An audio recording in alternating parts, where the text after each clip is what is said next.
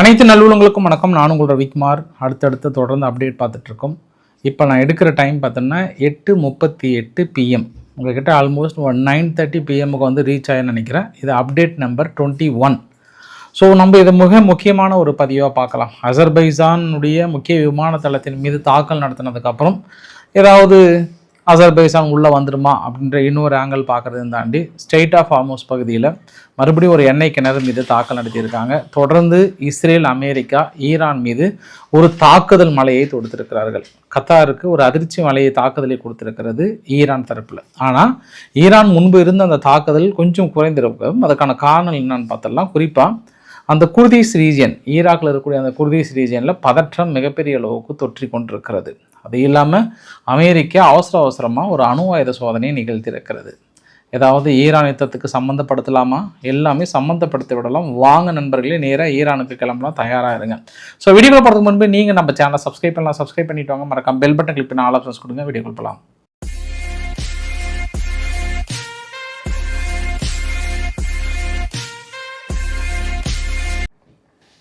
First நம்ம அசர்பைசானை பற்றி பேசிடலாமா? ஏன்னா அசர்பைசானில் இந்த வரைபடத்தில் பார்க்குறீங்கள, ஒரு டாட் மாதிரி இருக்குல்ல, அங்கே தான் வந்து நக்சிவான் இன்டர்நேஷ்னல் ஏர்போர்ட். ஆக்சுவலாக விமானங்கள்லாம் பெரிய அளவுக்கு பரபரப்பாக பறந்துட்டுருக்கு. அந்த சமயத்தில் திடீர்னு 2 ட்ரோன் வருது. ஒரு ட்ரோன் அங்கே விமான நிலையத்தினுடைய முகப்பு ஆயில் விழுந்து வெடிக்குது. இன்னொரு ட்ரோன் வந்து அங்கே பக்கத்தில் பள்ளிக்கூடம் ஒன்று இருக்குது, அந்த பள்ளிக்கூடம் பக்கத்தில் விழுந்து வெடித்திருக்கு. உங்களை வரைபடத்தோட மற்றொரு வரைபடத்தோட எக்ஸ்பிளைன் பண்ணணும்னு நினைக்கிறேன் நான். அதில் 2 ட்ரோன் இருக்குது பாருங்கள். ஒன்று அதுக்கான புகைப்படங்களும் இருக்கிறது. அது ஓடுதலை பாதைக்கு கொஞ்சம் என்ட்ரன்ஸ் பகுதியில் விழுந்திருக்கு, அதாவது பள்ளிக்கூடம் பக்கத்தில். இன்னொன்று பார்த்தோம்னா ஆல்மோஸ்ட் என்ட்ரன்ஸ் பகுதியிலே விழுந்திருக்கு. ஸோ இந்த 2 ட்ரோன் தாக்குதல் பொறுத்த வரைக்கும் அசர்பைசான் தரப்பில் கொஞ்சம் அப்படியே டென்ஷன் ஆகுறாங்க. புசுன்னு மூச்சு இழுத்து விடுறாங்க. அதனால் அங்கே இருக்கக்கூடிய ஈரானுடைய அம்பாசிடருக்கு சம்மன் அனுப்பியிருக்காங்க. இளைய வாழை வந்து எனக்கு பதில் சொல்லிட்டு போலே, யாரை கேட்டு நீங்கள் எந்த மாதிரி ஒரு ட்ரோன் தாக்குதல் நிகழ்த்தினீங்கன்ற மாதிரியான ஒரு கேள்வி கணைகளை தொடுத்து அங்கே வந்து அனுப்பி வச்சுருக்காங்க. அதாவது லெட்டர் மாதிரி ஒன்று அனுப்பிச்சி வச்சுருக்காங்க. சீக்கிரமாக கூப்பிட்ருக்காங்க. பட் இது நிறைய தியரி அங்கே ஓடுது. ஏன்னா ஈரான் தரப்பில் ஆல்மோஸ்ட் மறுப்பதற்கான வாய்ப்புகள் இருக்குது. பட் உள்ளே வேறு ஏதாவது மொசா பண்ணியிருப்பாங்களா, இல்லை சிஏ வந்து அசர்பைசானை கொண்டு வர்றதுக்கான தாக்கல் நிகழ்த்திருக்கும்ன்ற மாதிரி இன்னொரு ஆங்கிளில் வந்து போயிட்டுருக்கு. பார்க்கலாம், நாளைக்கு நமக்கு முழுமையான தெளிவான விளக்கங்கள் கிடைத்துவிடும். அதை விட ரொம்ப ஒரு முக்கியமான பகுதி, அசர்பைசான் இந்த தாக்குதல் மேபி தொடுக்கிறாங்கன்னா தேவைப்பட்ட அசர்பைசான் உள்ளே வருதா வரலையா அப்படின்றது நம்ம இன்னொரு ஆங்கிளில் பார்த்தோம் அப்படின்னா, உங்களுக்கு இன்னொரு வரைபடத்தை நான் காட்ட விரும்புகிறேன். நான் இந்த வரைபடத்தில் ஈரானுடைய எல்லை பகுதி ஒட்டி ஈரான் ரொம்ப முக்கியமான பகுதி. முந்தைய பதிவில் அந்த ஈரானுடைய எல்லை பகுதி ஓரம் அமெரிக்காவும் இஸ்ரேலும் எந்த அளவுக்கான தாக்கலை நிகழ்த்தினாங்கன்றதுக்கான பதிவு போட்டோம். ஏன்னா சைட்லேயும் உங்களுக்கு அதுக்கான வரைபடத்தை காட்ட விரும்புகிறேன். முழுமையாக அந்த எல்லை பகுதி ஃபுல்லாக ஒரு தாக்கல் நிகழ்த்தியிருந்தாங்க. அதை தாண்டி இந்த மின்னல் வெட்டின மாதிரி இருக்குல்ல, அதெல்லாமே பவர் கட்டு. நேற்று இரவு இருந்து தொடர்ந்து அந்த இடத்துல பவர் யூஸ் பண்ணவே முடியல. ஈரானே என்ன பண்ணுறாங்க, கொஞ்சம் பாசிபிள் டெரர் அட்டாக் இருக்கிற மாதிரி, அதாவது உள்ளுக்குள்ளே ஏதாவது தாக்கல் நடந்து விடுமான்ற மாதிரி ஒரு சில ட்ரோன் தாக்குதல்களும் நிகழ்த்திட்டே இருக்கிறாங்க. கொஞ்சம் பக்கத்தில் எர்பில் பக்கத்தில் அமெரிக்காவோட விமான நிலையத்தின் மீதும் தாக்கல் நிகழ்த்திட்டே இருக்காங்க. பட் இன்றைக்கி அந்த எர்பில் விமான நிலையம் பக்கத்தில் ஒரு 3-4 அமெரிக்காவுடைய விமானங்கள், கார்கோ விமானங்கள், பெரிய அளவுக்கு வந்து ஆயுதங்கள் வந்து இறங்கியதாக வீடியோ பதிவுகளுமே பார்க்க முடியுது. அதே சமயத்தில் அமெரிக்கா தொடர்ந்து இந்த விக்டோரியா ஏர்பேஸில் அப்படியே உளவு வேலை பார்க்குறாங்க. அங்கேயும் விமானங்களை வந்து இறக்கியிருக்கிறாங்கன்றது ஒரு கூடுதல் தகவல். இப்போ இந்த குர்தீஸ் ரீஜியன் பொறுத்த வரைக்கும், ஈராக்கில் குர்தீஸ் ரீஜியன் அமெரிக்கா போர் விமானங்கள், கார்கோ விமானங்கள் வந்த வண்ணமாக இருக்கிறது. கீழே 3 போட்டிருக்கும் பாருங்கள், ரொம்ப கீழே பாருங்கள், குவைத்தில் அந்த இடத்துல கோர் அல் ஜுபாரி அப்படின்ற ஒரு போர்ட் பக்கத்தில் ஒரு எண்ணெய் கப்பல் ஒன்று அடிச்சிட்டாங்க. அந்த எண்ணெய் கப்பல் பிரிட்டிஷனுடைய ஆயில் டேங்கர். அது பக்ரைனுடைய ஃப்ளாகை கட்டிட்டு கரெக்டாக ஒரு 30 நாட்டிகள் தொலைவில் வந்து தாக்குதலை நிகழ்த்தி இருக்காங்க. ஸோ ஸ்ட்ரெய்ட் ஆஃப் ஹார்முஸ் பகுதியில் கொஞ்சம் நம்பிக்கை கொடுக்குற இந்த சமயத்தில் கொஞ்சம் லைட்டாக எச்சரிக்கை கொடுத்தாங்க ஈரான் தரப்பில். இங்கே பாருங்களே, சும்மா இந்த பக்கம்லாம் வந்துடாதீங்களேன்ற மாதிரி அவங்க தரப்பில் சொல்லிட்டாங்க. இப்போ ஆல்மோஸ்ட் அந்த இடத்துல, அதாவது இந்த ஸ்ட்ரெய்ட் ஆஃப் ஹார்முஸ் பகுதியில் மட்டும் கொஞ்சம் நகர்ந்தால் ஈரான் தாக்கல் நடத்திடுவாங்கன்றதுக்காக 23,000 மாலுமிகள் சிக்கி தவிக்கிறாங்க. அதில் இந்தியர்கள் மட்டும் பார்த்தோன்னா ஆல்மோஸ்ட் 36 கப்பலில் 1074 மாலுமிகள் வந்து அங்கேயே ஒன்றும் பண்ண முடியாமல் தவிச்சிட்டு இருக்காங்க கப்பல்லே. மொத்தம் 36 இந்தியனுடைய கப்பல் இருக்குது. பட் ஆனால் திடீர்னு இன்னைக்கு ஈரான் தரப்பில் ஒரு செய்தி கொடுத்துருக்காங்க. ஸோ எங்களுக்கு எதிரி அமெரிக்கா, இஸ்ரேல், ஐரோப்பா ஒன்றியங்கள் மட்டும்தான். அவங்கள தவிர மற்ற கப்பல்கள் வந்து கிளம்பலாம். ஆனால் எங்களுக்கு சந்தேகம் வரும் பட்சத்தில் ஏதாவது அவங்க ஃப்ளாகு ஏற்றிக்கிட்டு மாற்றி ஏதாவது கொண்டு போனீங்கன்னா கண்டிப்பாக நாங்கள் அடிப்போம் அப்படின்ற மாதிரி வந்து சொல்லியிருக்காங்க. அதை நான் உறுதியாக தாக்கி அழிச்சிடுவோம் அப்படின்னு கொடுத்துருக்காங்க. பார்க்கலாம். மார்ச் 3ஆம் தேதி நடத்திய ஒரு தாக்குதல், இந்தியாவுடைய கப்பல் தாக்குதலில் ஹார்முஸ் நீர்முனையில் 2 இந்தியர்கள் உயிரிழந்ததாக இன்னைக்கு அதிகாரப்பூர்வமாக வந்து சொல்லியிருக்காங்க. அது இல்லாமல் ஈரான் நடத்திய தாக்குதலில் அல் உதைத் ஏர்பேஸ் தோஹாவில் இருக்கக்கூடிய, அதாவது கத்தாரில் தோஹாவில் பார்த்தோம் அப்படின்னா அல் உதைத் ஏர்பேஸில் ஒரு ட்ரோன் அட்டாக் மட்டும்தான், ஒரே ஒரு ட்ரோன் அட்டாக்கு. கொஞ்சம் ஒரு லவுட் எக்ஸ்ப்ளோசிவாக வந்திருக்கு. மேபி என்ன சேதாரங்கள் அப்படின்றத நம்ம பார்க்க முடிகிறது. உடனடியாக கத்தார் அரசாங்கம் என்ன பண்ணிட்டாங்க, கொஞ்சம் மக்களே சேஃபாக இருந்துக்கோங்கன்ட்டாங்க. இருந்தாலும் வருகின்ற ஏவுகணைகளையோ இல்லை ட்ரோன்களையோ நாங்கள் தரமாக சுட்டு வீழ்த்துறோம்னு சொல்லிட்டு நேற்று இரவு எடுக்கப்பட்ட பதிவு இது அங்கேருந்து எடுக்கப்பட்ட பதிவு. பட் எப்படியோ அவங்களுக்கு தெரியாமல், கத்தாருக்கு தெரியாமல் இதை வெளியிட்டிருக்கிறாங்கன்ற ஒரு கூடுதல் தகவல் அங்கே இருக்கிற ஜன்னல்லேருந்து எடுத்திருக்காங்க. பல ரெஸ்ட்ரிக்டட் இருக்காங்களாம், அவ்வளோ சீக்கிரம் வெளியிடக்கூடாது. பட் அதையும் தாண்டி இந்த பதிவுகள் வந்த வண்ணம் இருக்கிறது. சரி, இப்போ அரபு நாடுகள் முழுவதும் பதற்றம் தொட்டிகிட்டே இருக்கிறதுனால போலந்து என்ன பண்ணிட்டாங்க, ஒரு ஸ்பெஷல் ஆப்ரேஷனை தொடங்கி தொடர்ந்து ஆப்ரேஷன் பில்ஸ்வி ஸ்குவாட் அப்படின்னு வச்சுருக்காங்க. இந்த பில்ஸ்வி ஸ்குவாட் என்ற பேரில் அங்கே இருக்கக்கூடிய மக்களை காப்பாற்றுவதற்காக விரைந்து செயல்படுறாங்க. இப்போ நம்ம அங்கே அமெரிக்கா இஸ்ரேல் நடத்திய தாக்குதலுக்கு போகலாம். ஒரு சிலருக்கு என்ன பாஸ், ஈரான் இவ்வளோதான் தாக்கல் நடத்தினாங்களா, உடனே நீங்கள் அமெரிக்கா இஸ்ரேல் தாக்கல் நடத்த போயிட்டீங்களே அப்படின்னு நீங்கள் கேட்டிங்கன்னா, இன்றைக்கி இவ்வளோதான் தாக்கல் நடத்தினாங்க. ஈரான் ரொம்ப சைலண்ட் ஆகிட்டாங்க. தாக்குதல்கள் ரொம்ப குறைந்து விட்டது. உங்களுக்கு நான் அந்த வரைபடத்தில் காட்ட விரும்புகிறேன். நான் டே 1 பிப்ரவரி 28ஆம் தேதி 380 மிசைல்ஸ் வந்து தாக்கல் நடத்தினாங்க. அது ஆல்மோஸ்ட், அதாவது ட்ரோன் மீதி எல்லாம் சேர்ந்து. அடுத்த நாள் பார்த்தோம் அப்படின்னா டே 2 வந்து மார்ச் 1ஆம் தேதி ஆல்மோஸ்ட் ஒரு 550 பக்கம் நடந்தது. அடுத்தது பார்த்தோம்னா ஒரு 500 பக்கம் வந்தது டே 3 மார்ச் 2ஆம் தேதி. மார்ச் 3ஆம் தேதி பார்த்தோம்னா 300, மார்ச் 4ஆம் தேதி பார்த்தோன்னா வெறும் 200, மார்ச் 5ஆம் தேதி பார்த்தீங்க அப்படின்னா இன்னைக்கு காலையிலேருந்து பார்த்தோன்னா அதிகபட்சம் ஒரு 45 தான். அந்த 45ல் அந்த கத்தார் ஒரு தோஹா இருக்குது பார்த்தியா, அது மட்டும்தான் ஒன்று தான் சக்ஸஸ் பண்ணியிருக்காங்க. மீறி அவங்க இஸ்ரேல் நோக்கி அடித்ததோ இல்லை மற்ற ஏரியாவில் அடித்ததோ ஃபெயிலரு. பட் இன்னொரு ட்ரோன் என்னன்னா, அந்த ஸ்ட்ரைட் ஆஃப் ஹார்முஸ் இருக்கு இல்லையா, அந்த நீர்முனையில் அந்த கப்பல்கள் அப்படியே கொஞ்சம் ஏமாந்துச்சு பற்றியா, ஐயா நான் கொஞ்சம் அப்படியே கொஞ்சம் ஓரமாக நின்றுக்கிறேங்க ஐயா இருந்தது பற்றியா, அந்த கப்பலை அடிச்சிருக்காங்க. மற்றபடி இன்னைக்கு ஈரான் தரப்பில் பெரிய அளவுக்கான தாக்குதல்கள் இல்லை.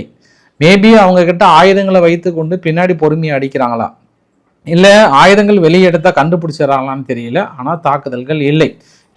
இதுதான் அங்கே இருக்கக்கூடிய ஆக்சுவல் தகவல். ஆக்சுவலாக கேம் பார்த்தோம் அப்படின்னா கொஞ்சம் மேட்ச் டஃப்பாக தான் போகும்னு நினச்சோம். இந்தியாவும் இங்கிலாண்டும் கொஞ்சம் ஒன் சைடு மேட்ச் மாதிரி ஆயிடுச்சு இல்லை. பட் அந்த மாதிரி ஈரான் வந்துடாது அப்படின்னு இன்னும் நம்பிக்கையை தெரிவித்திருக்கிறாங்க ஈரான் தரப்பிலிருந்து. ஏன்னா இன்னும் கடுமையான மிரட்டல்கள் வந்து கொண்டே இருக்கிறது. ஆனால் ஏன் தாக்குதலை குறைத்திருக்கிறார்கள், பொறுத்திருந்து தாக்கல் நடத்த போகிறாங்களா அப்படின்றத நம்ம வருகின்ற நாட்கள் இருந்து பார்க்கலாம். ஆனால் பதிலுக்கு இஸ்ரேல் ஈரான் மீது நடத்தப்பட்ட தாக்குதல் வந்து மிகப்பெரிய ஒரு தாக்குதல். முதல்ல உங்களுக்கு இந்த வரைபடத்தை காட்ட விரும்புகிறேன். நான் இந்த வரைபடத்தில் மற்ற 4 விமானங்கள் உளவு பார்க்குறாங்க. ஒன்று வந்து E3A, அது வந்து நேட்டோடைய ஏர்ஃபோர்ஸு, ஏன்னா தருக்கி பக்கத்தில் பார்க்குறாங்க. பட் அவங்க அமெரிக்காவுக்கு பெரிய அளவுக்கு தகவலை ஷேர் பண்ணிவிடுவாங்க. 2வது E3 யூஎஸ்னுடைய ஏர்ஃபோர்ஸ் வந்து அந்த இடத்துல இருக்குது. 3வது U2S யூஎஸ்னுடைய ஏர்ஃபோர்ஸு. 4வது வந்து RQ-4D நேட்டோனுடைய ஏர்ஃபோர்ஸஸ். இது எல்லாமே இணைந்து அந்த இடத்துல தொடர்ந்து உளவு வேலைகள் பார்த்துட்டே இருக்கிறாங்க. ரைட்டு, ஃபஸ்ட்டு அமெரிக்கா இஸ்ரேல் இந்த கூட்டு தாக்குதலில் பஸ்ரீர் அப்படின்ற ஒரு துறைமுகம், நம்ம நேற்று முந்தைய பதிவில் கூட சொல்லியிருந்தோம். அந்த பஸ்ரீர் துறைமுகத்தில் இன்றைக்கி காலையில் கூட ஒரு 3-4 தாக்குதல்கள் பெரிய அளவுக்கு பண்ணாங்க. கப்பல் நிறுத்தி வைத்த இந்த பகுதி சுற்றில ஒரு பக்கத்தில் ஒரு விமான நிலையம் மாதிரி ஒன்று, அவங்க மிலிட்ரி பேஸ் மாதிரி ஒன்று, அதை அடிச்சிட்டாங்க. அது இல்லாமல் இன்னொரு நிலைகள் இல்லைங்க. அதுக்கப்புறம் என்ன ஆச்சுன்னா, நீங்கள் அந்த வீடியோ பதிவுகள்லாம் பாருங்கள், ஒரு மிகப்பெரிய ஒரு கரும் புகைகள். இந்த புகையை வச்சு அங்கே என்ன சொல்கிறாங்கன்னா, பஷீரியர் வந்து நிறைய பதுங்கு குழிகளில் வந்து ஆயுதங்கள் வைத்திருந்தாங்க. ஒரு குறிப்பிட்ட அண்டர் கிரவுண்டில் மாதிரி ஆயுதங்கள் வைத்திருந்தாங்க. மேபி அந்த நியூக்ளியர் ரியாக்டர் பக்கத்தில் இது ரொம்ப சேஃபாக வைத்திருந்தாங்க. பட் அமெரிக்கா அந்த B2 ஸ்ட்ராட்டஜிக் பாம்பர்ஸ் மூலிமா உள்ளே போயிட்டு அடிக்கும் இல்லையா, அதன் மூலயமா அடிச்சிருப்பாங்கன்ற மாதிரி சொல்கிறாங்க. அந்த கரும்புகைகள் இதெல்லாம் எழும்போதே தெரியுது. அந்த ஆயுத கிடங்குகள் வந்து ஒரே சமயத்தில் எல்லாம் அப்படியே செதறி இருக்கு. கிட்டத்தட்ட அந்த ஏரியாவே வந்து லைட்டாக ஷேக் ஆன மாதிரி சொல்கிறாங்க. அந்த அளவுக்கு வெடிச்சு செதறி இருக்கு. அப்படின்னா அது ஆயுதங்கள் இருந்த பகுதியை முழுமையா அழிச்சிட்டாங்க அப்படின்னு ஒன்று எடுத்துக்கலாமா. இரண்டாவது வந்து சேண்டாஜ் அப்படின்ற ஒரு பகுதி, அது வந்து இமாம் அலி மிலிட்டரி பேஸ் இருக்கக்கூடிய பகுதி. அந்த இமாம் அலி மிலிட்டரி பேஸ் இன் சேண்டாஜ், இந்த பகுதியை மறுபடியும் பயன்படுத்த முடியாத அளவுக்கு அடிக்கிறாங்க. பக்கத்தில் அல்ஜசீரானுடைய சேனல் இருந்ததா, அதையும் சேர்த்து அடிச்சிட்டாங்க அப்படின்ற மாதிரி வந்து சொல்கிறாங்க. இன்னொன்று வந்து அங்கே இருக்கக்கூடிய லோக்கல் போலீஸ் எல்லாம் இருக்காங்களே, அதாவது பசீஸ் அப்படின்னு சொல்லுவாங்க, அவங்களோட ஹெட் குவார்ட்டர்ஸ் இருக்கக்கூடிய கராச் பக்கத்தில் அந்த ஹெட் குவார்ட்டர்ஸை ஒன்றுமே இல்லாமல் முழுமையாக வந்து டெஸ்ட்ராய் பண்ணி வைத்திருக்காங்கன்றது கூடுதல் தகவல். அப்புறம் அந்த நட்டான்ஸ் நியூக்ளியர் ஃபெசிலிட்டிஸ் இருக்கு இல்லையா, அந்த நட்டான்ஸ் நியூக்ளியர் ஃபெசிலிட்டிஸை வந்து எந்த அளவுக்கு சேதப்படுத்த முடியுமோ சுற்றியும் அந்த அளவுக்கு வந்து முழுமையாக நுழைவு வாயில்களை பயன்படுத்த முடியாத அளவுக்கு ஃபுல்லாக வந்து டேமேஜ் பண்ணி வச்சுருக்காங்க. இது இல்லாமல் அவங்களோட ஆயுதங்கள்லாம் எங்கெங்கே இருக்குன்னு சொல்லிட்டு அதையும் அமெரிக்காவோட சென்காம் வந்து தொடர்ந்து தாக்கல் நிகழ்த்துறாங்க. இந்த தாக்குதலெல்லாம் கம்பேர் பண்ணி தான் என்ன நம்ம கம்பேரிசன் வரலாம்னா, மேபி அவங்க ஈரான் ஆயுதங்களை வெளியெடுத்தாவே அடிக்கிறாங்க, அதனால கொஞ்ச நாளைக்கு ஹோல்டு பண்ணுறாங்களா அப்படின்ற ஆங்கிளில் பார்க்கலாம். பட் இன்னைக்கு காலையிலிருந்து சாயந்தரம் வரைக்கும் இஸ்ரேல் அங்கே எந்த ஒரு திரட்டனோ எதுவுமே இல்லாமல் ரொம்ப ஃப்ரீயாக இருந்தாங்க. இவங்க இங்கே மட்டும்தான் அதிகபட்சம் பண்ணாங்க. இங்கேயுமே கூட கத்தார் மட்டும்தான் கை வைத்திருக்காங்க, வேறு எதுவுமே இல்லை. மீதி அசர்பைஜான் கொஞ்சம் பரபரப்பாக இருந்தது. இது இங்கே இருக்கக்கூடிய ஒட்டுமொத்த தகவல். ஆனால் ஐரோப்பா நாடுகள் இந்த யுத்தத்தில் கலக்க விரும்புகிறாங்களா அப்படின்னாங்கன்னா கலக்க விரும்பல. என்ன காரணம் அப்படின்னா, நீங்கள் வந்து ஃப்ரான்ஸும் ரொம்ப தெளிவாக சொல்லிட்டாங்க, எங்களுடைய மெயின்லேண்ட் பேஸை வந்து நீங்கள் யூஸ் பண்ணுங்கள், ஆனால் நான் கம்பேக்ட் பர்பஸ், அதாவது ஈரான் மீது தாக்கல் நடத்துவதற்காக அதை யூஸ் பண்ணாதீங்க, வேற ஏதாவது பர்பஸுக்காக நீங்கள் யூஸ் பண்ணுங்கன்னு ஒரு கேரண்டி கொடுங்கன்ட்டாங்க. ஏற்கனவே அங்கே ஸ்பெயின் தரப்பில் என்ன சொல்லிட்டாங்கன்னா, அவங்களுடைய பரப்புகளை பயன்படுத்தக்கூடாது அந்த தாக்குதலுக்குன்னு சொல்லிட்டாங்க. இப்போ இவங்களும் சொல்கிறாங்க, ஏன்னா நேட்டோ நாடுகள் பொறுத்த வரைக்கும் ஐரோப்பா நாடுகள் இந்த யுத்தத்தில் தள்ளி இருக்கணும்னு நினைக்கிறாங்க. ஏன்னா அவங்க ஏற்கனவே ரஷ்யா உக்ரைன் யுத்தத்தில் பொருளாதார ரீதியாக பெருசாக பாதிக்கப்படும் போது வேண்டாம் சாமி நம்ம தள்ளி இழுக்கலாம்னு சொல்கிறாங்க. ஆனால் இப்போ ஃப்ரான்ஸ் மட்டும் இல்லை, இப்போ சைப்ரஸில் ஒரு ட்ரோன் தாக்கல் மாதிரி நிகழ்ந்தது இல்லையா, அதுவுமே இன்னும் யார் நிகழ்த்தினாங்கன்னு இன்னும் கண்டுபிடிக்க முடியாமல் இருக்காங்க. நிஜமாவே ஈரான் தான் நிகழ்த்தினாங்களா, இல்லை யாராவது கொண்டு வந்து வம்புக்கு இழுக்கிறதுக்காக வேற ஏதாவது சிஏஓ இல்லை மொசாடோ பண்ணாங்களான்ற கொஸ்டின் மார்க் அதுவும் போயிடுச்சு இப்போ. ஆனால் யூகேனுடைய போர்க்கப்பல் எதுவுமே இங்கே இப்போ ரெடியாக இல்லை, எல்லாமே அங்கங்கே வந்து பட்டிங் டிங்கரையும் பார்த்துட்டு இருக்காங்க. அதனால் உங்களை நண்பா அவங்கள காப்பாற்றுறேன், ஓடி வந்து காப்பாற்றுன்னு சொல்லிட்டு ஸ்பெயினுடைய அதிநவீன போர்க்கப்பல் விரைந்து வந்து கொண்டிருக்கிறது சைப்ரஸுக்கு. ஆனால் ஸ்பெயின் என்ன சொல்லிட்டாங்கன்னா, நாங்கள் வந்து ஈரான் மீது தாக்கல் நடத்துவதற்கோ மற்றதுக்கோ நாங்கள் யூஸ் பண்ண மாட்டோம், வந்தால் இடைமறித்து தாக்கல் நடத்துகிறோம், அவ்வளோதான், எங்களை இந்த போரில் வந்து கலந்துக்காதீங்கன்ட்டாங்க. ஆனால் அமெரிக்கா வந்து கேட்டாங்களாம், பட் எங்களால் கலந்துக்க முடியாதுன்ட்டாங்க. அப்போ ஃப்ரான்ஸுமே என்ன பண்ணாங்க, திடீர்னு முந்தா நேற்று வரைக்கும் ஃப்ரான்ஸ் அதிபர் மேக்ரன் அவர்கள் இல்லை நாங்கள் போயிட்டு செங்கடல் பகுதியில் நிறுத்த போகிறோம், பெரிய அளவுக்கு பாதுகாப்பு கொடுக்க போகிறோம், ஏன்னா நாங்கள் கத்தார் இவங்களெல்லாம் நாங்கள் பாதுகாக்கிறோன்னு கையெழுத்து போட்டோம்னு சொல்லிட்டாங்க. அப்படியே எங்கள் அப்பா கோட்டசாமிகளே வேகமாக வரீங்களே நினைச்சா, திடீர்னு நேற்று என்ன பண்ணிட்டாரு, அதிபர் தெரியாமல் அறிக்கை விட்டு விட்டார் அப்படின்ட்டு அவங்க ராணுவ தரப்புல இருந்து விளக்கம் கொடுக்குறாங்க. நாங்கள் மத்திய தரைக்கடல் பகுதியிலிருந்து சைப்ரஸ் பகுதியை காப்பாற்ற போகிறோம், பட் ஏதாவது அங்கே வந்துச்சுன்னா நாங்கள் இங்கிருந்தே தாக்கல் நடத்திக்கிறோம் போர் விமானத்தை அனுப்பி, மற்றபடி நாங்கள் அங்கே வந்து செங்கடலுக்கோ இல்லை ஸ்ட்ரெயிட் ஆஃப் ஹார்முஸ் பகுதியோ நாங்கள் போகவில்லை அப்படின்னு சொல்லிட்டாங்க. அப்போ இன்னைக்கு ஐரோப்பா நாடு உள்ள கூட்டத்தில் என்ன பேசிக்கிட்டாங்க அப்படின்னாங்கன்னா, இந்த யுத்தத்தை அமைதியான முறையில் தீர்வு காண்பது எப்படி, ஈரானை விலைக்கு கொண்டு வரது எப்படி, அதை பற்றி தான் நாங்கள் முழுமையாக திங்க் பண்ணுவோன்றாங்க. ஆனால் மார்க் ரூட்டே சாதாரண ஆள் கிடையாது, பயங்கரமான ஆள். எப்படியோ ஒன்று நேட்டோவை கொண்டு வந்து இதில் சேர்த்திடணுன்றதில் கங்கணம் கட்டி கொண்டிருக்கிறார்.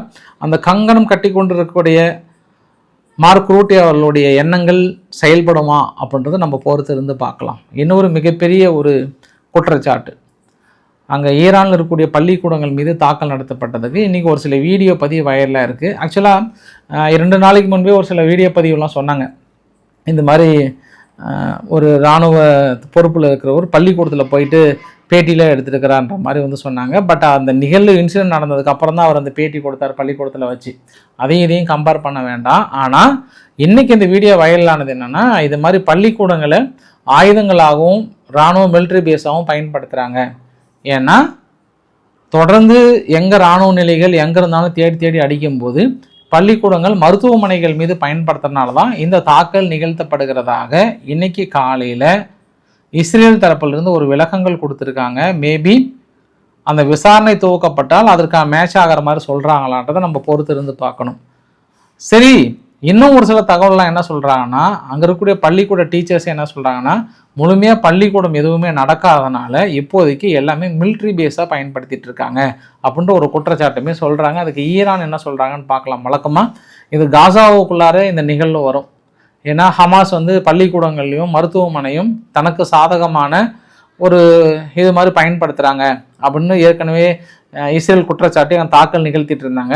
இனி இந்த மாதிரி தாக்கல் நிகழ்வதற்கு வாய்ப்புகள் இருக்கா அப்படின்றது இன்னொரு ஆங்கிளில் பார்த்தோம்னா, சரி அமெரிக்கா இது எப்படி ஹேண்டில் பண்ணுவாங்க அப்படின்னா, இன்னைக்கு ட்ரம்ப் அவர்கள் சொல்லியிருக்கிறாரு, அயதுல்லா அலி காமேனியோட வாரிசுகள் இனி யாரும் உயிரோடு இருக்கக்கூடாது. அடுத்த கட்டமாக அந்த முஷ்பாவா அவங்க பையன் ஒருத்தன் அனௌன்ஸ் பண்ணுறேன்னு சொன்னாங்கல்ல, அவங்களையும் அசாசினேட் பண்ணுங்க, முடிச்சிருங்க. ஏன்னா மறுபடியும் அமெரிக்காவுக்கு தலைவலியாக மாறிடும். இனி ஈரானிடம் எந்தவித ஆயுதமும் எந்தவித சமரசமும் இன்றி ஆயுதங்கள் முழுமையாக ஒழிக்கப்படும். பேச்சுவார்த்தை என்ற இதுக்கே இடமே கிடையாது. எங்களுடைய இலக்குகள் அடையும் வரை முடித்து விட்டு தான் நாங்கள் திரும்புவோம். ஐஆர்ஜிசியிலிருந்து யாரும் முக்கிய நபர்கள் இல்லை என்று ஒரு சில வீடியோ பதிவுமே வெளியிட்டிருக்காங்க. அதாவது யூஎஸ்னுடைய சென்ட்ரல் கமாண்டர் வந்து வீடியோ பதிவு வெளியிட்டிருக்காங்க. இப்போ எல்லாத்துக்கும் என்ன டவுட் அப்படின்னா, இப்போ ஜிபிஎஸ் சிக்னல்லையோ வேறு எதுலையுமே அமெரிக்காவுடைய போர் கப்பல்கள் வந்து கண்ணுக்கு கிடைக்கல. இப்போ அதனால் வந்து அவங்க அடி வாங்கிட்டாங்க. அதனால் அங்கேருந்து போயிட்டாங்கன்னா போர் நடக்கிற சமயத்தில் பெரும்பாலும் போர் கப்பல்களோட லொக்கேஷனை வந்து யாருக்கும் எங்கேயும் ஷேர் பண்ண மாட்டாங்க. அது கான்ஃபிடென்ஷியல். ஏன்னா சாதாரண நம்மளுக்கே தெரிஞ்சுன்னா ஈரான் சாதாரணமாக தாக்கல் நடத்திடுவாங்க. ஒன்று. இரண்டாவது, எந்த ஒரு போர் கப்பலுமே போயிட்டு அப்படியே பக்கத்துலேயே ஈரான் பக்கத்துலேயே போயிட்டு தாப்பா அப்படின்னு தாக்கல் நடத்த மாட்டாங்க. எல்லாரும் என்ன நினச்சிக்கிட்டாங்கன்னா, பயந்து ஓடிடுச்சாமே அந்த ஏரியாவில் இருந்தனா, உலகத்தில் எந்த நாடாக இருந்தாலும் போர்க்கப்பல்கள் இருந்தால் ரொம்ப க்ளோஸில் இருக்க மாட்டாங்க. அவங்க ரொம்ப வீக்னஸாக இருக்காங்க அப்படின்னு தெரிஞ்சால் மட்டும் தான் பக்கத்தில் போவாங்க. ஏற்கனவே கண்டிப்பாக ஈரான் கொஞ்சம் கோவத்தில் இருக்கிறதுனால கொஞ்சம் இப்போதைக்கு லொக்கேஷன்லாம் ஆஃப் பண்ணிவிட்டு வேறு பகுதியில் இருந்தால் தாக்க நிகழ்த்தி இருக்காங்க.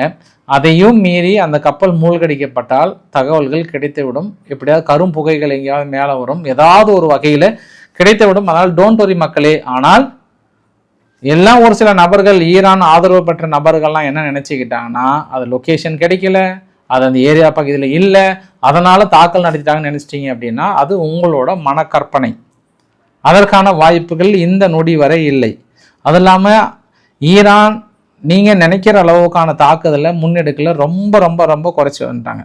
அது இல்லாமல் இது அன்றைக்கி அமெரிக்கா என்ன பண்ணியிருக்காங்க, ஆப்ரேஷன் ஃபியூரியில் எபிக் ஃபியூரியில் லேசர் தாக்குதல் மூலிமா ஒரு சிலது ட்ரையல் எடுத்திருக்காங்கன்ற மாதிரி சொல்லியிருக்காங்க.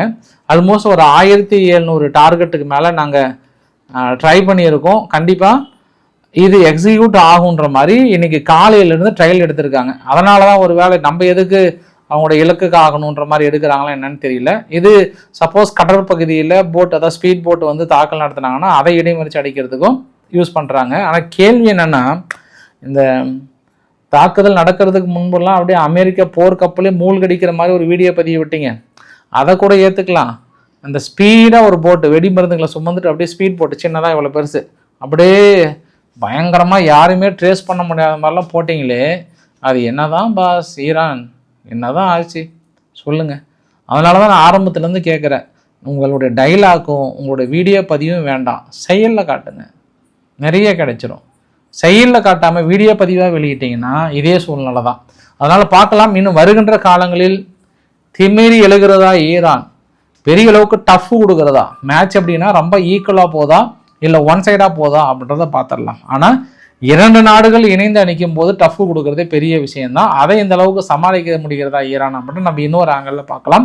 இவ்வளோ கடினமான சூழ்நிலையிலும் ஈரான் ரஷ்யாவிடம் ஆயுதங்களை கோரவில்லை என்று ரஷ்யா தரப்பில் ஒரு விளக்கங்களை கொடுத்துருக்காங்க. கூடுதல் தகவல். இப்போ நம்ம இஸ்ரேல்கிட்ட வந்தோம் அப்படின்னா, இஸ்ரேல் லெபனானுடைய மேலே இருக்கக்கூடிய ஒரு முக்கு மாதிரி இருக்கக்கூடிய பகுதியில் திடீர்னு 1/2 மணி நேரம் டைம் மக்களை வெளியேறுங்கன்ட்டாங்க. எங்கே போவாங்க மக்கள்? வீடியோ பதிவை பாருங்கள். அவ்வளோ சீக்கிரம் ஒரு ஒரு ஃபேமிலி அந்த ஏரியாவில் இருக்காங்க, திடீர்னு வெளியேறுங்கன்னா நம்ம ஆயிரக்கணக்கான எத்தனையோ சொத்துக்கள் மீது எல்லாமே இருக்கும். உயிர் வாழ்கிறதுக்கு என்ன தேவையோ எடுத்துகிட்டு போகிறோமோ அதுதான் கடைசி வரைக்கும் இருக்குல்ல. அப்போ வாழ்க்கையில் மனுஷன் சிம்பிளிசிட்டியாக வாழணுன்ற ஒரு எண்ணம் எனக்குள்ளே தோணுச்சு அந்த இடத்துல. எப்போ திடீர்னு வெளியே வாப்பா அப்படின்னா நம்ம என்ன பண்ணுவோம்? உடுத்துகிற உடை தான். அப்போ நம்ம வைத்திருக்கிற நம்பிக்கை தான் நம்மளுடைய எதிர்காலமே, வேறு எதுவும் இல்லைன்னு என் மனசுக்குள்ளே தோணுச்சு அந்த இடத்துல, அந்த நொடி வரை. அப்புறம் அந்த தாக்குதல்களை அடுத்தது வந்து அடியேன்னு அடிச்சிருக்காங்க. குறிப்பாக ஹெஸ்புல்லானுடைய ஆயுதங்கள் அந்த இடத்துல இருந்ததா சொல்கிறாங்க. ஆனால் லெபனானுடைய பிரைம் மினிஸ்டர் நவாப் ஷலீம் அவர்கள் என்ன சொல்லியிருக்கிறாருன்னா, இதுக்கப்புறம் ஈரானுடைய சிட்டிசன் ஐஆர்ஜிசியோட நபர்கள் யாராவது இருந்தாங்கன்னா நாட்டை விட்டு வெளியேற்றப்படுவார்கள். அவங்களுக்கு இனி மிலிட்ரி ஆக்டிவிட்டீஸோ இங்கேயோ நாங்கள் சுத்தமாக கிடையாது. லைக் இது வந்து தடை செய்யப்பட்ட ஒரு குரூப்பாகவே அனௌன்ஸ் பண்ண போகிறான்ட்டாங்க. அதுவும் அவங்களுடைய பிரசிடென்ட் அவுன் அவர்கள் என்ன சொல்லிட்டாருன்னா, இனி பொதுமக்கள்லாம் ஒரு பக்கம் வச்சுட்டு நம்ம இராணுவத்தை உள்ள களத்தில் இறக்கி நம்ம நேரடியாகவே ஹெஸ்புல்லாவை மோத வேண்டிய ஒரு சூழ்நிலை வரும். அவர்களால் இங்க இருக்கக்கூடிய மக்கள் நிம்மதியை இழக்கிறார்கள். லெபனான் தனது எதிர்காலத்தை இழக்கிறது. இனியும் பொறுத்து கொள்ள முடியாதுன்ற மாதிரிலாம் சொல்லியிருக்காங்க. வருகின்ற காலங்களில் ஹெஸ்புல்லாவை எதிர்த்து அங்கே லெபனானுடைய இராணுவம் கலையுறப்பதற்கான வாய்ப்புகள் இருக்கு. பட் அது உள்நாட்டு கலவரமாக மாறதுக்கும் வாய்ப்புகள் இருக்கு. அதை நம்ம பொறுத்திருந்து பார்க்க வேண்டிய ஒரு சூழ்நிலை. இது எல்லாத்துக்கும் ஒட்டுமொத்த ட்விஸ்ட் என்ன அப்படின்னா, நேற்று அமெரிக்கா மறைமுகமாக மினிட் மேன் 3 கண்டம் விட்டு கண்டம் பாயக்கூடிய ஏவுகணை சோதனையை வந்து செய்திருக்காங்க. இது ஈரோஷிமாவில் வீசப்பட்ட அணுகுண்டை விட 20 மடங்கு சக்தி வாய்ந்ததா சொல்றாங்க இந்த ஏவுகணை. அந்த அளவுக்கு மிகப்பெரிய சக்தி வாய்ந்த ஏவுகணை. நாளைக்கு ஏதாவது அவங்க போர்க்கப்பலையே ஏதாவது அடிச்சாங்கன்னா அணுகுண்டே போட்டலாமா அப்படின்ற மாதிரி வந்து சொல்லியிருக்காங்க. அதை நம்ம பார்க்க வேண்டியதாக இருக்கிறது ஒன்று. சரி, இப்போ நம்ம அணுகுண்டு பாய்ஸ், செல்ஃபி பாய்ஸ் என்ன ஆனாங்க அதை பற்றி ஒரு சின்ன வரைபடம் மூலிமா நான் எக்ஸ்பிளைன் பண்ண விரும்புகிறேன். நான் செல்ஃபி பாய்ஸ் கொஞ்சம் உள்ள நுழைய ட்ரை பண்ணுறாங்க. ஆனால் அவர்கள் மீது 2 இடத்துல தாக்கல் நடத்தியிருக்காங்க. ஒன்று, பாகிஸ்தானுடைய ஸ்ட்ரைக் வந்து பக்ரம் பேஸ் நோக்கி அடிச்சிருக்காங்க. அதாவது அங்கே செல்ஃபி பாய்ஸினுடைய பேஸில் ஒன்று. இன்னொன்று வந்து அவங்களுடைய தாலிபன்கள் மார்ச் 2ஆம் தேதி சுட்டு வீழ்த்திருக்காங்க. இந்த பதிவு வந்து மார்ச் 3 to 4 இன்றைய பதிவில் நேற்றும் முந்தானேத்தும் எல்லை பகுதியில் கடுமையாக தாக்கல் நடந்துட்டு இருக்கு. ஒரு சில பகுதியில் செல்ஃபி பாய்ஸ் முன்னேறி இருக்குன்னு சொல்லியிருக்காங்க. குறிப்பாக நாங்கள் இஸ்லாமாபாத்தை நோக்கி ஆல்மோஸ்ட் கால்வாசி நெருங்கிட்டோன்ற மாதிரி சொல்கிறாங்க. ஆனால் இறப்புகள் அப்படின்னு பார்த்தோம்னா ஆப்கானிஸ்தான் தரப்பில் 464 தாலிபன்களை கொன்று குவிச்சிட்டோன்றாங்க. அவங்க தரப்பில் ஆல்மோஸ்ட் ஒரு 200 பாகிஸ்தான் சோல்ஜர்ஸ் வந்து உண்டு. 150 பாகிஸ்தான் தரப்பில் கொண்டிருக்கோன்னு சொல்லியிருக்காங்க. இது நேற்று கிடைச்ச தகவல். தொடர்ந்து அங்கே யுத்தங்கள் என்பது போய் கொண்டு தான் இருக்கிறது. வடகொரியாவும் சைலண்டாக என்ன பண்ணியிருக்காங்க, ஒரு 5000 டன் எடை கொண்ட போர்க்கப்பலிருந்து கண்டமிட்டு கண்டங்காய பாயக்கூடிய ஏவுகணை வந்து சோதனை செஞ்சுருக்காங்க. இனி போர்க்கப்பலில் இருந்து எப்படி தாக்கல் நடத்துவதற்கான சோதனை நேரிலே நின்று ஆய்வு செய்திருக்கிறார் அப்படின்றது ஒரு கூடுதல் தகவல். அடுத்த பதிவில் தொடக்கம் என்ன அப்படின்னா, சீனா ஸ்மார்ட்டாக மூவ் பண்ணுறாங்க. பேச்சுவார்த்தைக்காக சவுதியை கூப்பிட்டுருக்குறாங்க. சவுதி என்ன அமைதியாக மூவ் பண்ணலாமா, அடுத்தது வேறு என்னெல்லாம் பண்ணலான்ற மாதிரி மூவ் பண்ணுறாங்க. ஏன்னா இப்போ சீனாவுக்கும் நடுநிலை வைக்க வேண்டிய ஒரு சூழ்நிலை. என்னதான் அவங்க ஈரானுக்கு ஆதரவாக இல்லைங்கனாலும் அவங்க சவுதி கிட்ட பெரிய அளவுக்கு வாங்குறாங்க.